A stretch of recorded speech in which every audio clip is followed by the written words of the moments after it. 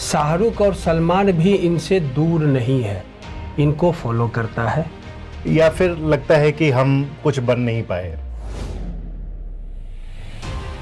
आप कहीं भी जा सकते हैं, आप अपना चॉइस एक्सरसाइज कर सकते हैं, लेकिन जो इंटेलिजेंट आदमी है वो चाह के भी साधारण नहीं हो सकता। कोई आदमी किसी छोटी चीज़ को अपने दिमाग में बहुत बड़ा बना लेता है, कोई आदमी बहुत बड़ी चीज़ को अपने दिमाग में छोटा रख के चलता है।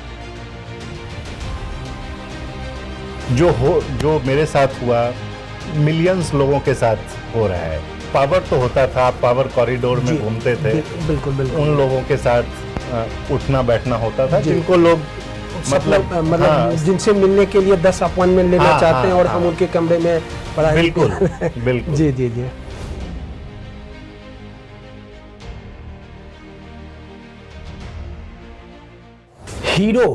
हीरो शब्द सुनते ही आपके दिमाग में क्या आता है? शाहरुख खान, संजय दत्त या कुछ और? मैं एक ऐसे हीरो से मिलवाने वाला हूं आपको, ना तो वो आम जिंदगी के हीरो हैं जिसे डिफेंस में आप मानते हैं, या फिर वो शाहरुख खान नहीं है, ना ही सलमान खान है, लेकिन शाहरुख और सलमान भी इनसे दूर नहीं है, इनको फॉलो करता है। साथ ही साथ इनके लिखे हुए वाक्यों को अनुसरण कर हीरो बना है वो। ऐसे ही हीरो से मैं आज आपका परिचय करवाने वाला हूँ। ये एक बहुत अच्छे लेखक हैं, ये एक जर्नलिस्ट है, और जो भी हैं खुद ही बताएंगे। निर्भय कुमार। Thank you. मैं कहूँगा कि बहुत काइंड थे आप। बड़े बड़े लोग हैं और मैं कोई ऐसा बड़ा आदमी हूँ नहीं, लेकिन एक चीज़ मैं कहूँगा, मैं बहुत ही साधारण आदमी हूँ, लेकिन जो साधारण आदमी होता है वो साधारण है, ये बहुत बड़ी बात है, और इसका लाभ जो है वो समझ नहीं पाता है पूरे जीवन में, और या तो चेज़ करता है कोई बड़ा हीरो, या फिर लगता है कि हम कुछ बन नहीं पाए। तो जो साधारण आदमी है उसके पास चॉइस है। आप अपने बाएं भी देख रहे हैं, अपने दाएं भी देख रहे हैं, आप कहीं भी जा सकते हैं, आप अपना चॉइस एक्सरसाइज कर सकते हैं, लेकिन जो इंटेलिजेंट आदमी है वो चाह के भी साधारण नहीं हो सकता। उसके पास एक ही चॉइस है, इंटेलिजेंट होना। एक सेकंड सोचिए, साधारण आदमी और दो शब्द का उच्चारण इन्होंने किया, financial express, ET, Deccan Chronicle, INS और अभी यूएनआई के एडिटर। क्या फिर भी आप साधारण मानेंगे इसे, या फिर साधारण ये खुद को बोल रहे हैं, और ये साधारण का परिभाषा अगर इसके हिसाब से करें तो कैसा रहेगा? नहीं, देखिए, देखने का नज़रिया है।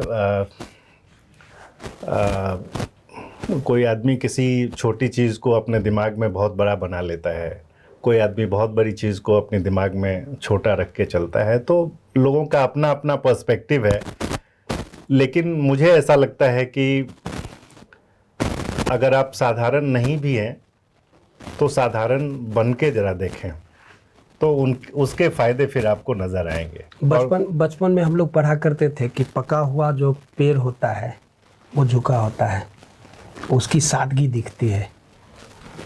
जो बच्चे हमें देख रहे होंगे, जो मीडिया में अपना कैरियर देख रहे होंगे, और जब आपका ये ग्राफ सुनता होगा, ग्राफ देखता होगा, तो एक चेहरा बनाता है कि खुद को आपके जगह पर देखता है, फिर भी आप साधारण हैं। इसको थोड़ा परिभाषित करें। नहीं, देखिए, ऐसा है कि हर आदमी अपना कैरियर बिल्ड करता है। पहले तो एजुकेशन पूरी तरह से लेता है, फिर प्रोफेशनल करियर बनाता है। तो ये जो जर्नी है हर आदमी के लाइफ में होती है कि आपने अपनी एजुकेशन कंप्लीट करी, आप किसी फील्ड जिसको आपने चुना वहाँ आप काम कर रहे हैं। जो मेरे साथ हुआ, मिलियंस लोगों के साथ हो रहा है। तो ऐसा ही ग्राफ जनरली होता है, इसमें ऐसा कुछ भी नहीं है कि हमने कोई बहुत बड़ा तीर मार दिया है। बिल्कुल। आप चले जाइए किसी भी मास कम्युनिकेशन के इंस्टीट्यूट आप जाइए और किसी से आप बच्चों से मिलिए। 5 साल के बाद जब आप फिर से उन बच्चों से मिलेंगे तो सब लोगों का ग्राफ ऐसा ही होता है अमूमन। हाँ, लेकिन ये ज़रूर है सस्टेन करना। इस पे मैं दो मिनट देना चाहूँगा कि जो मीडिया का जॉब है, जैसे या बहुत सारे मीडिया से मीडिया हो गया, सेल्स हो गया, मार्केटिंग हो गया, ये सब काफ़ी हाई प्रेशर जॉब है। यहाँ पे मैं एक गुस्ताखी करूं क्या? जरूर। मीडिया को वाकई में जॉब मानते हैं हम, या आप मानते हैं? अब लोग मानते हैं। नहीं, मैंने सवाल किया आप और हम, यानी एक पीढ़ी है। आपकी बात तो बाद में करेंगे। इस पीढ़ी को क्या हम वाकई में जॉब मानते हैं? नहीं, अब 99% लोग अब इसको जॉब ही मानते हैं। अब जैसे हम जिस टाइम पे आए तो हमने ये सोच के नहीं आया कि कहीं मेरा टारगेट जॉब का था कि कहीं मुझे टाइम्स ऑफ इंडिया में नौकरी मिल जाए, तो ऐसा कुछ नहीं था। बट हाँ, ये ज़रूर हम कहेंगे कि लगता था, जैसे आप कहेंगे कि आप कैसे यहाँ आ गए, तो सबसे पहले तो एक मिशन था। पहले ये हुआ करता था, तो वो मिशनरी झील थी और थोड़ा इसका ग्लैमर भी किसी ज़माने में हुआ करता था। अब मीडिया का वैसा ग्लैमर है नहीं। मीडिया अब काफ़ी डिस्क्रेडिटेड प्रोफेशन है। मतलब मुझे याद है कि पहले जब जिस ब्रांड के साथ हम जुड़े होते थे, उसका नाम लेने पे जो मुझे जितनी इज्जत की निगाह से लोग देखते थे, अब वैसा है नहीं। अब उससे बड़े भी ब्रांड में लोग हैं, तो मतलब लोगों का रिएक्शन यही होता है कि what is so big about it. हाँ, ये तो वन ऑफ मैनी, ऐसा वाला भाव लोगों की आंखों में दिखता है। पहले ऐसा नहीं था। पहले बहुत इम्पोर्टेंस मिलता था। और इनफैक्ट मुझे भी जब शुरुआती अपने दौर में, जब आप 10th करते हैं, ग्रेजुएशन कर रहे होते हैं, तो हम दौर का चर्चा करें तो 10th और ग्रेजुएशन, और ये अगर आप उसमें सत्र और ईस्वी का चर्चा कर देंगे तो लोग रिकॉग्नाइज प्रॉपर कर पाएंगे। हाँ, मतलब मिड 2000 में जब मैं ग्रेजुएशन करने के बाद मीडिया में आया, ये तब के दौर की मैं बात कर रहा हूँ। तो उस टाइम एक ग्लैमर और सेलिब्रिटी फैक्टर हुआ करता था। लगता था कि अगर कोई कहे कि आप कौन सा कैरियर चुनेंगे, तो बहुत सारे लोग कहेंगे हम यूपीएससी करना चाहेंगे, आईएएस आईपीएस बनना चाहेंगे। लेकिन मैं अपना पर्सनली बताऊं तो मुझे हमेशा से लगता था कि नहीं, जाऊं करूंगा तो यही। और वो एक तो जो ग्लैमर वाला फैक्टर है वो तो था ही था। दूसरा ये भी लगता था कि अगर आप सपोज आपके समय में ग्लैमर शब्द बोलना ठीक रहेगा, या फिर उसको टसन या फिर कुछ अपना पावर वाली जो थोड़ा उस टाइप का? हाँ, पावर तो होता था। आप पावर कॉरिडोर में घूमते थे। बिल्कुल बिल्कुल। उन लोगों के साथ उठना बैठना होता था जिनको लोग मतलब हाँ, जिनसे मिलने के लिए 10 अपॉइंटमेंट लेना चाहते हैं, और हम उनके कमरे में पढ़ाई। बिल्कुल बिल्कुल। जी जी जी। तो ये था कि लगता था कि चलो आप कुछ भी बन गए, लेकिन आप मीडिया के बियॉन्ड आप नहीं जा सकते हैं। मीडिया एक ऐसा वॉच डॉग है जो आपके ऊपर बैठा है। आपके हर एक्टिविटी को वो स्कैन कर सकता है। तो लगता था कि नहीं, ये बहुत बड़ी चीज़ है। टाइम की बात है, अब ऐसा कुछ है नहीं। अब तो मीडिया ही अंडर स्कैनर है। हाँ, टेबल टर्न हो चुका है। तो ठीक है, हर एक तरह का दौर आता है, जाता है, ज़माना बदलता है, बदल गया है। काम करने का तौर तरीका, किस तरह के लोग आ रहे हैं वो बदल चुका है। ठीक है, मतलब ऐसा कुछ नहीं है जो बहुत अजूबा चीज़ हो रहा है, ये हर फील्ड में ऐसा हो रहा है, चेंजेस हो रहे हैं, यहाँ भी चेंज हुआ है। Some changes are good, some changes may not be that good. हम अखबार वालों की यही कमी है, हम लिखना तो जानते हैं, बोलना नहीं जानते हैं।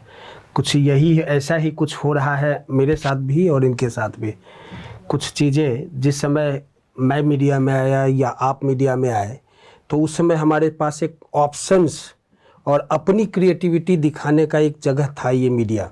उस समय हमारे पास ठीक है, कैरियर तो दिमाग में था ही, बच्चे पालने होते हैं, परिवार चलाना होता है। लेकिन जिस समय के दौर का चर्चा हम और आप करना शुरू कर रहे हैं, उस समय मुझे ऐसा लगता है कि हम लोग मीडिया में एक ऑप्शंस के तौर पर नहीं आए। लिखने का एक जुनून था, पढ़ने का एक जुनून था, बस इसको अगर ये प्रोफेशन बन जाए और इससे दो पैसे भी आए, और यूपीएससी कंप्लीट नहीं कर पाए लेकिन वो टसन चाहिए, तो वो मीडिया एक ऑप्शंस था। और शायद यही कारण था कि हम भी, आपके जैसे लोग भी इस मीडिया में आए, बेगूसराय से चलकर दिल्ली तक पहुंच गए। क्या ऐसा था क्या?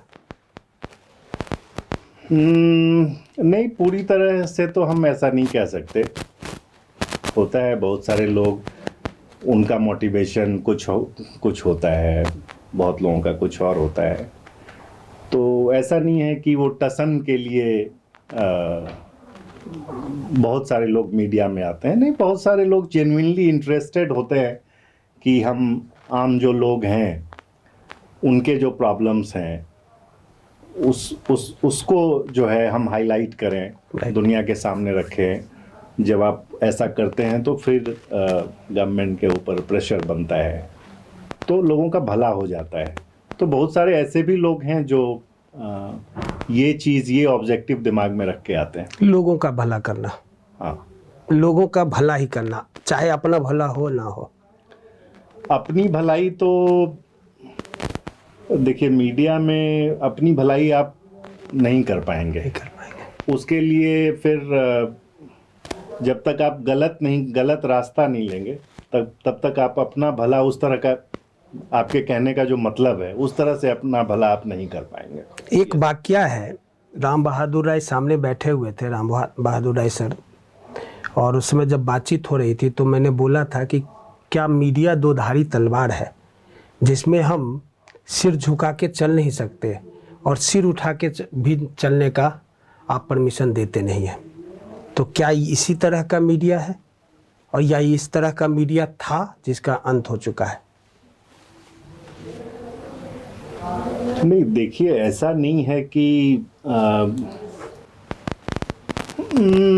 नहीं, ऐसा ठीक है, बहुत सारे लोग मिलेंगे जो कहेंगे कि लिमिटेशन है। देखिए, मीडिया का मेन काम क्या है? मीडिया का मेन काम है इंफॉर्मेशन गैदर करना, और इंफॉर्मेशन जब आपने गैदर कर लिया तो उसको फैक्ट चेक करना, और उसके बाद उसकी स्टोरी टेलिंग करनी है। यही 3 प्रोसेस होता है। अगर इसमें आप सही हैं, फिर आपको कहीं कोई कॉम्प्रोमाइज़ करने की ज़रूरत नहीं है। अगर आपके फैक्ट सही हैं, आपके इंफॉर्मेशन सही हैं, आपके स्टोरी टेलिंग का तरीका सही है, तो मीडिया का तो ऑब्जेक्टिव ही यही है, स्टोरी टेलिंग करना, फैक्ट्स लाना और सही फैक्ट्स लाना। फिर आपको कौन रोकेगा?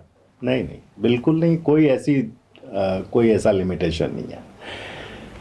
हाँ, अब कई लोग होते क्या है कि कुछ अपना एजेंडा लेके आते हैं, और वो उस एजेंडे पे उनका ऑब्जेक्टिव कुछ और होता है। तो ऐसे केसेस में फिर प्रॉब्लम होती है, फिर वैसा आदमी लिमिटेशंस फेस करता है। लेकिन जो जेन्युइन आदमी है, ऑनेस्ट आदमी है, उसको कहीं कोई लिमिटेशन नहीं होती है। मैंने अपने लाइफ जर्नलिस्टिक मीडिया के करियर में कभी ऐसा कोई लिमिटेशन हमने फेस नहीं किया कि भाई, कि किसी ने क्वेश्चन किया हो कि इस तरह की स्टोरीज आप क्यों कर रहे हैं या क्यों नहीं कर रहे हैं। ऐसा नहीं है। ये लोग जो कुल मिला के मैं यही कहूँगा कि जो कॉम्प्रोमाइज्ड कैरेक्टर्स हैं, वो इस तरह का प्रॉब्लम्स झेलते हैं। मीडिया के लिए, मीडिया में आने के लिए या मीडिया में अपना कैरियर बनाने के लिए एजुकेशन का कितना महत्व है, एडुकेट होना कितना ज़रूरी है? बहुत ज़रूरी है। देखिए, जब आप सबसे पहली बात तो ये है कि मीडिया में आपका एक्सपोजर बहुत ज़्यादा होता है। आप जिस दिन ज्वाइन किए, हो सकता है कि उसी दिन से आप नॉर्थ ब्लॉक के कॉरिडोर्स में घूम रहे होंगे, या किसी मिनिस्टर के साथ आपकी मीटिंग हो रही होगी, या गवर्नमेंट ऑफ इंडिया के सेक्रेटरी, कुल मिला के हु इज़ हु के साथ आपका हमेशा वास्ता रहता है। तो एक्सपोजर आपका बहुत ज़्यादा है जी। अब एक्सपोजर अब होता क्या है कि आपकी उम्र कितनी है, आप कहाँ तक पढ़ाई करके आए हैं। सपोज़ कोई बिगनर्स है, 23 साल का लड़का है या लड़की है, वो ग्रेजुएशन करके मीडिया में आया है, और जिससे आप मिल रहे हैं वो आपसे दूना एक्सपीरियंस का आदमी है, आपसे एजुकेशन एक्सपीरियंस हर मामले में वो आपसे बहुत आगे है। तो वो आपको हमेशा पॉसिबिलिटी एक है कि वो आपको मैनिपुलेट कर ले सकता है। तो अगर आप बहुत अच्छे से, अगर आपको ऑल राउंड व्यू नहीं है चीज़ों का, तो आप मैनिपुलेट हो जाएंगे। फिर आप एक मीडियम बन जाएंगे उस आदमी के इंफॉर्मेशन को प्लांट करने का। आप अपना फिर कुछ नहीं कर पाएंगे, आप फिर दूसरे आदमी की कठपुतली बन जाएंगे। इसलिए जब आप यहाँ ये, तो मुझे लगता है कि कम से कम अच्छे से ग्रेजुएशन करके और वेल रेड होना चाहिए, आपको पर्सपेक्टिव्स पता हो, एंगल्स पता हो। अदरवाइज़ तो आपको स्ट्रेट किसी ने कुछ बता दिया, आप उसको ट्रस्ट करके आप अब जहाँ भी काम कर रहे हैं वहाँ उसको प्रेजेंट कर देंगे, तो उसमें चांसेस हैं कि आप गलत हो सकते हैं।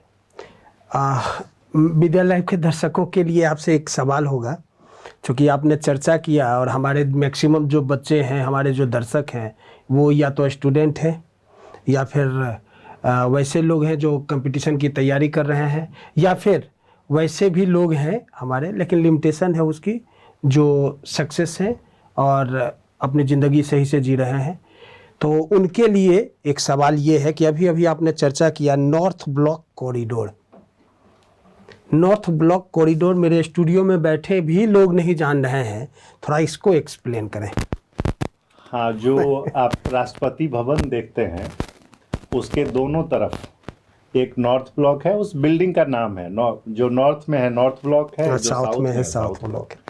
साउथ ब्लॉक में प्राइम मिनिस्टर बैठते हैं, एक्सटर्नल अफेयर्स मिनिस्ट्री है वहाँ पे, डिफेंस मिनिस्ट्री है।